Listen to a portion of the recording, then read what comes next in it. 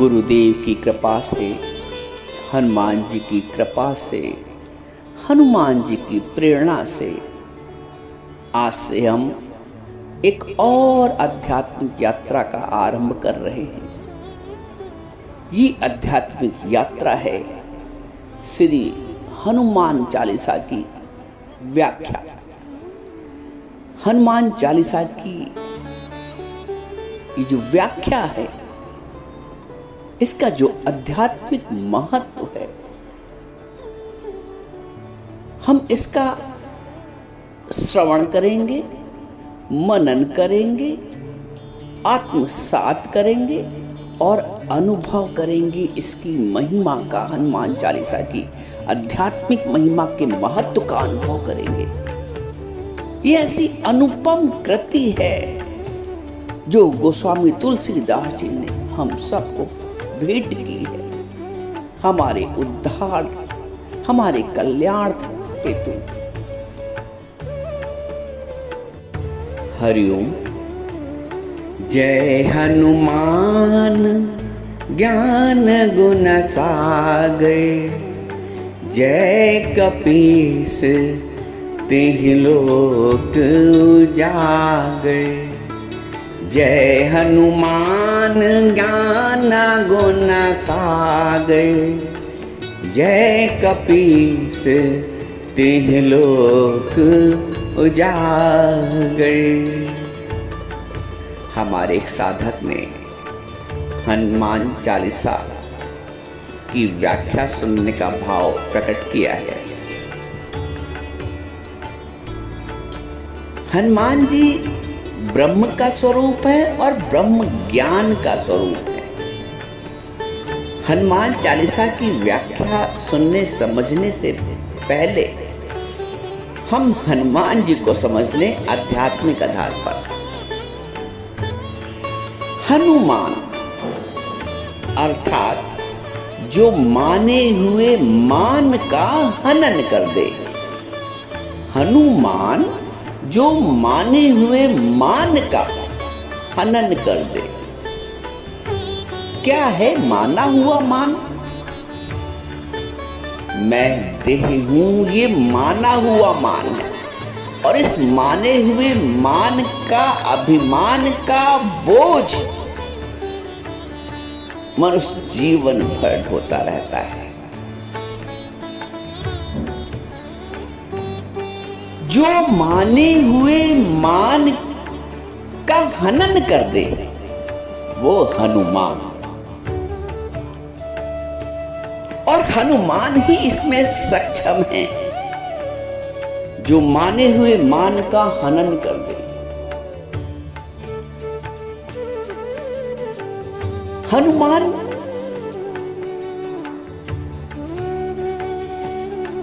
ब्रह्म है, ब्रह्म ज्ञान है, सर्वव्यापी है, सर्वव्यापक है, सर्वत्र है, सर्वज्ञानी है। हनुमान मान को हनन करने वाले हैं, अर्थात देह भाव से आत्म भाव,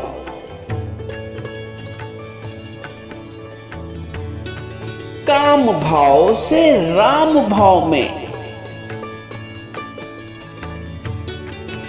लाने की विद्या है, कला है, माध्यम है, गुरु है हनुमान जी।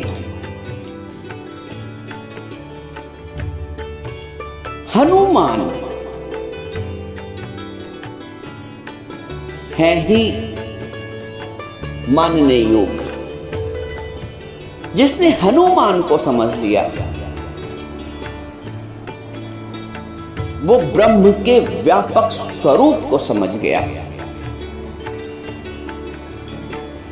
हनुमान का जीवन के प्रत्येक पल में, प्रत्येक पग में,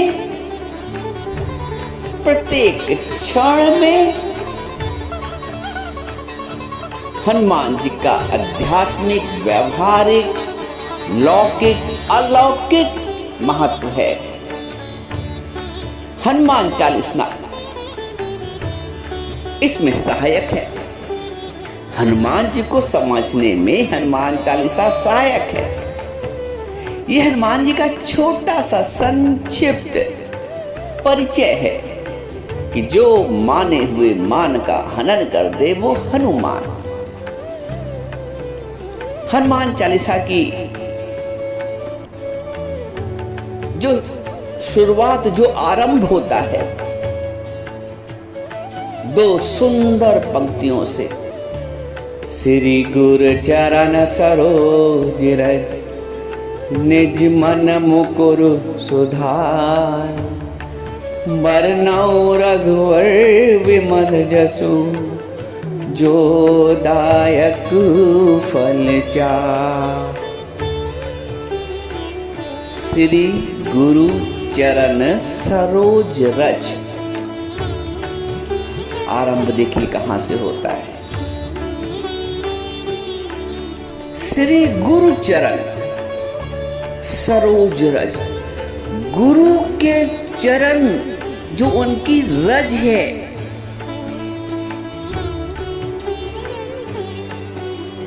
वंदना देखिए। गुरु के चरणों को पूज कर उनका पद प्रक्षालन करके, गुरु के बिना तो आरंभ है ही नहीं। श्री गुरु चरण सरोज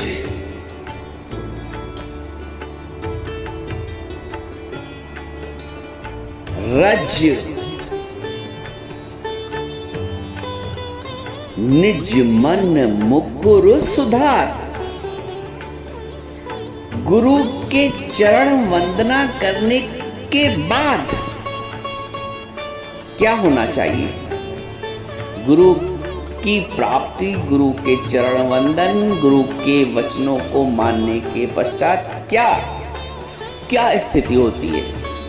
गुरु के पद प्रक्षालन करने के पश्चात क्या अनुभूति होती है? किस लिए हम गुरु का पद प्रक्षालन करते हैं? गुरु की चरण वंदना हम क्यों करते हैं?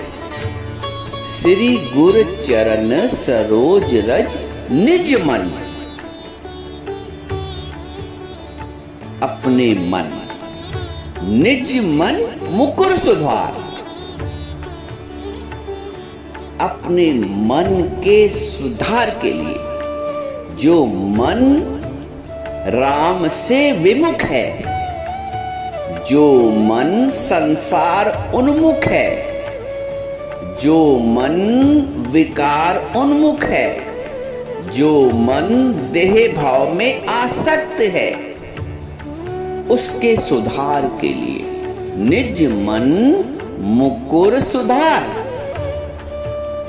अद्भुत।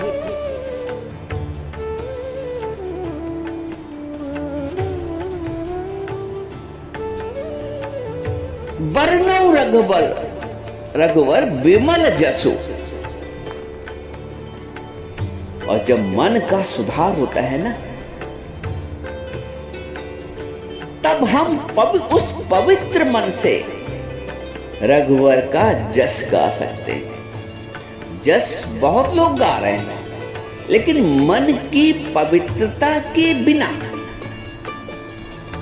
उनका मन काम में भी है, वासना में भी है, और जिह्वा से राम का रटन भी है। अच्छा है, कुछ नहीं से कुछ होना बहुत अच्छा है, लेकिन यदि वो मन की निज मन मुकुर सुधार, मन के सुधार के पश्चात राम का रटन हो,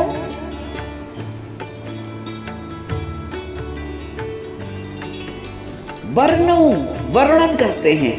तुलसीदास जी लिखते हैं, वर्णो रघुवर विमल जसु, भगवान के विमल जस का वर्णन जब हम करते हैं तो हमें उसके बदले क्या प्राप्त होता है? जो दायक फल चार। अब वो चार फल कौन से हैं? फिर समझो। पहले गुरु के चरण, गुरु की पद पूजा। पद पूजा से तात्पर्य है गुरु की शरण, गुरु के वचन को जीवन में लगाना, अपनाना। श्री गुरु चरण सरोज रज। रज कहते हैं, रज का मतलब गुरु के वचन। वचन गुरु के धोए धोए पी। श्री गुरु चरण सरोज रज, निज मन मुकुर सुधार। फिर अपने मन का सुधार करो गुरु के मिलने के पश्चात। यदि मन का सुधार नहीं हुआ है, मन निर्मल नहीं हुआ है, तो काम नहीं बनेगा। उसके पश्चात बरनौ रघुवर विमल जसु। तब जो रघुवर का विमल जस गायन होगा ना, विमल जस का वर्णन होगा ना, वो अद्भुत होगा और वो चार फल देने वाला होगा।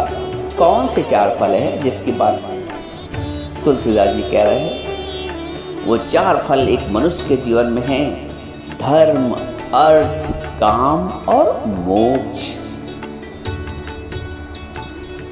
क्रम से चलना पड़ेगा। देखो, क्रम को तोड़ोगे तो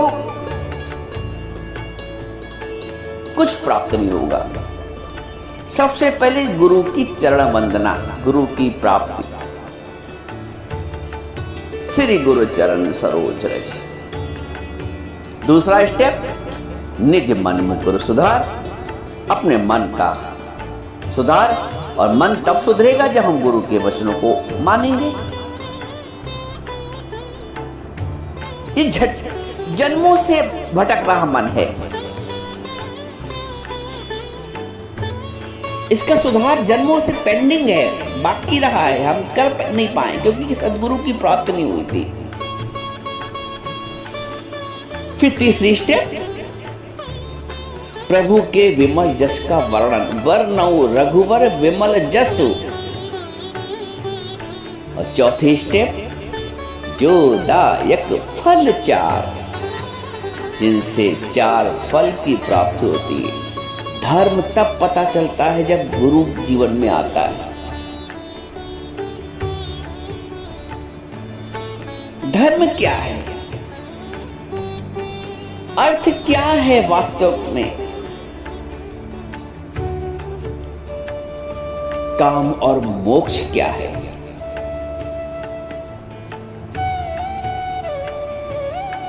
गुरु के बिना क्या धर्म को समझना संभव है? हनुमान चालीसा जन जन की जिह्वा पे है। क्या हनुमान चालीसा रूपी सागर में गोते भी लगाए हैं?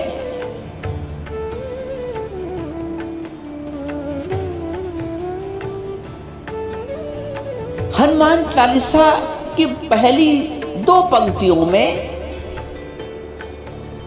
संपूर्ण अध्यात्म भरा है।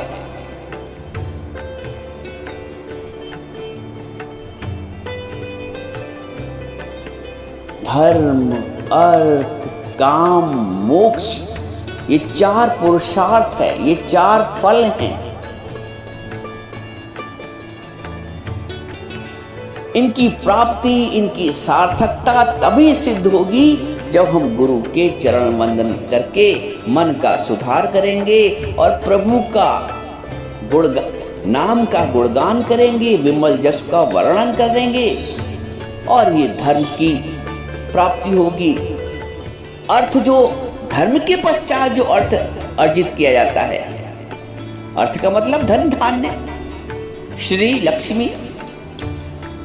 धर्म के ज्ञान के पश्चात, धर्म के अर्जन के पश्चात जो अर्थ अर्जन किया जाता है वो शुद्ध अर्थ होता है। धर्म के पश्चात अर्थ का अर्जन और अर्थ के बाद से काम, फिर संसार के प्रयोजन। काम का अर्थ भी बहुत विस्तृत है। संसार के जितने प्रयोजन हैं वो सब अर्थ और काम में आ गए। जितना भी ग्रस्त है वो अर्थ और काम में आ गया, लेकिन वो तभी सार्थक है, तभी सिद्ध है जब धर्म को समझा है।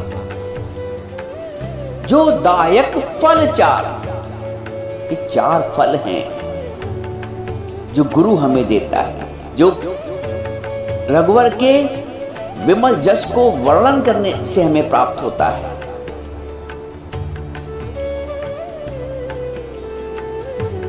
धर्म, अर्थ, काम, मोक्ष।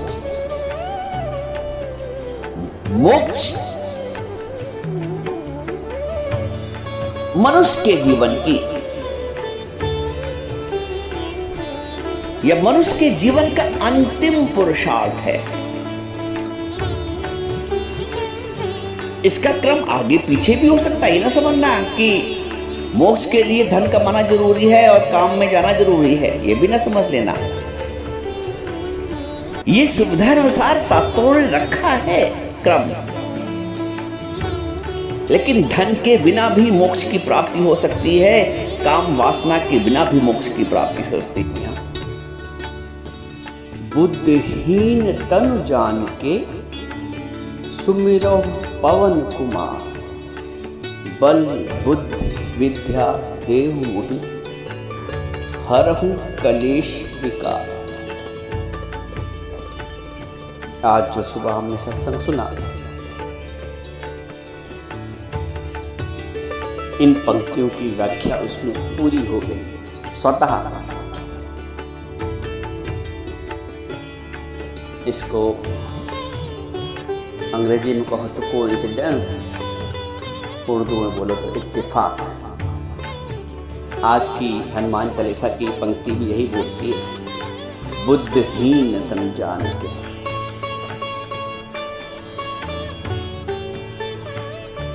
बुद्धिहीन शब्दों का ध्यान दो, पता नहीं कोई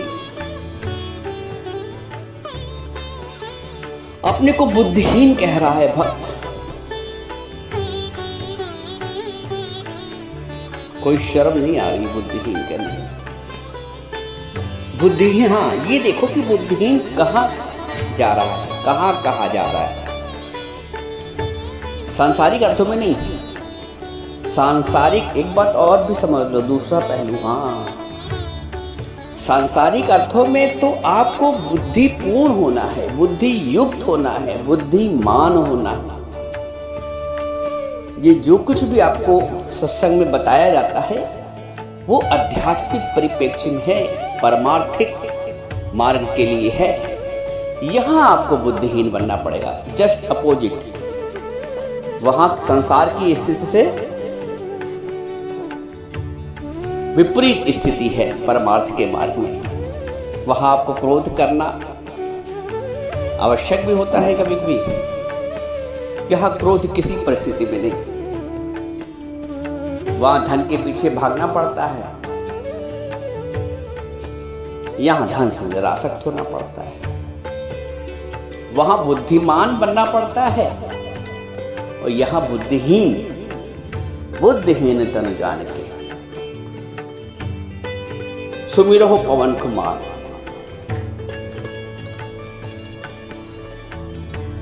हम पवन कुमार का सुमिरन कब कर सकते हैं, कब करने के योग होते हैं? पवन कुमार अर्थात परमात्मा, अर्थात ब्रह्म, अर्थात आत्मभाव। तो हम कब समर्थ होते हैं, कब योग होते हैं? वो शर्त रखते हैं, बुद्धिहीन तनु जान के। आज जो सुबह सत्संग चला,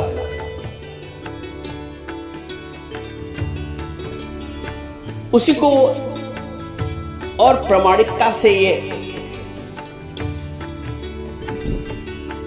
हनुमान चालीसा की चौपाई बता रही है और प्रामाणिक हो जाता है सत्संग। बुद्धिहीन तनु जान के सुमिरहु पवन कुमार। परमात्मा का सुमिरन करना है तो बुद्धि युक्त होकर नहीं, बुद्धि दुनिया के परिप्रेक्ष्य में काम आती है।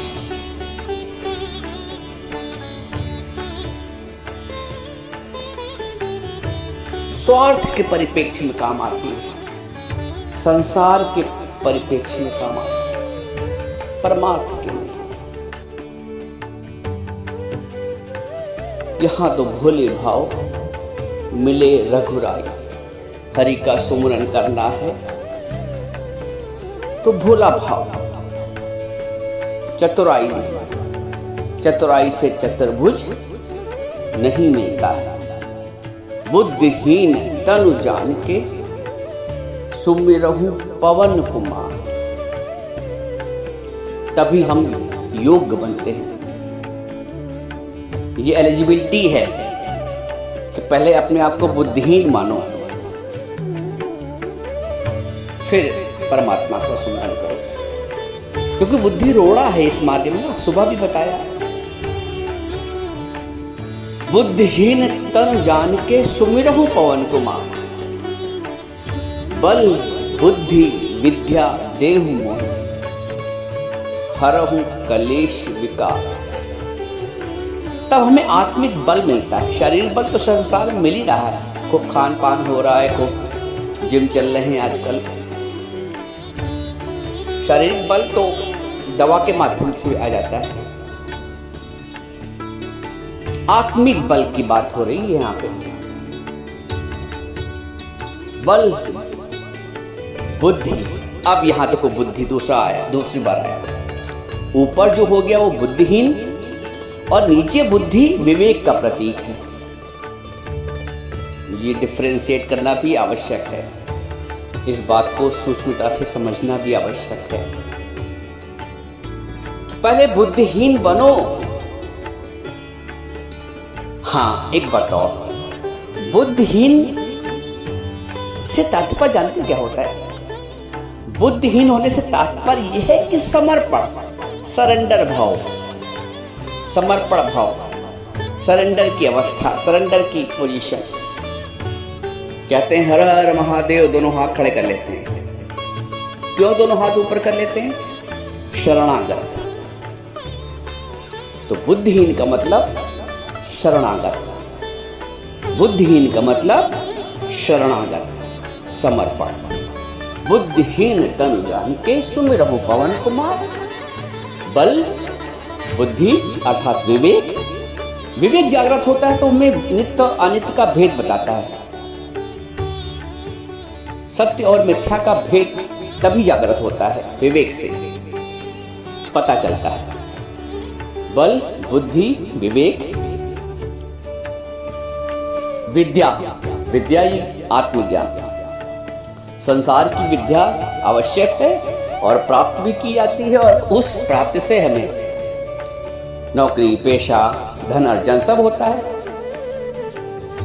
यहां जो विद्या का प्रतीक है वो आत्मविद्या, आत्मज्ञान।